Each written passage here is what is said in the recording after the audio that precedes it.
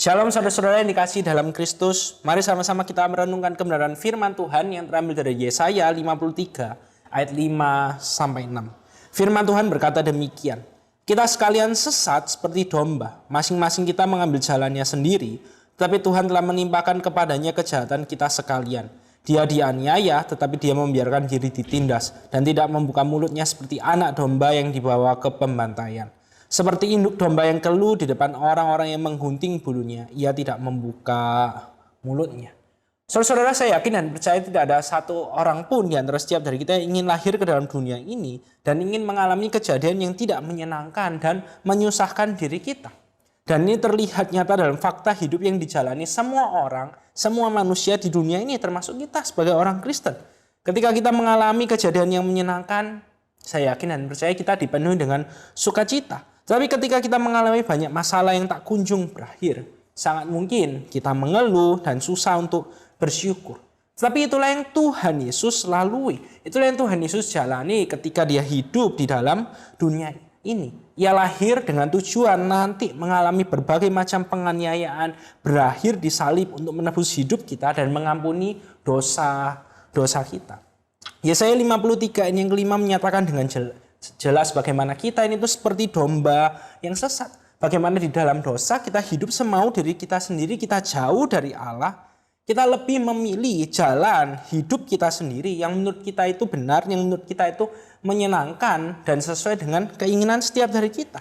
Dan semuanya itu disebabkan ketika kita hidup dalam dunia ini. Tidak ada satu orang pun yang hidup tanpa dosa. Ketika kita berdosa, kita tidak akan pernah hidup sesuai dengan kehendaknya Allah. Maka dari itu, itulah alasan kenapa Kristus lahir. Kristus hadir di dalam dunia ini. Saudara-saudara, Kristus mengasihi Anda dan saya. Maka dari itu ia rela menderita, disalib bagi setiap dari kita. Agar akhirnya kita terbebas dari hukuman dosa. Saudara-saudara, memasuki bulan Desember kita akan merayakan Natal. Dalam kemeriahan perayaan Natal setiap tahunnya dan tentu di tahun 2022 ini perayaan Natalnya pasti juga akan meriah. Kita bisa melihat di mal dan di berbagai macam tempat ada hiasan Natal. Tapi di balik semuanya itu, Natal tidak akan pernah berarti. Perayaan-perayaan tersebut tidak akan pernah berarti kalau Kristus tidak datang ke dalam dunia ini. Kalau Kristus tidak lahir di dalam dunia ini. Maka dari itu, dalam masa Advent kali ini, saya mengajak setiap dari kita, mari sama-sama kita renungkan hidup setiap dari kita, khususnya kita yang sudah percaya kepada Tuhan Yesus, kita yang sudah menerima Kristus sebagai juru selamat dalam hidup setiap dari kita. Bagaimana dengan hidup kita?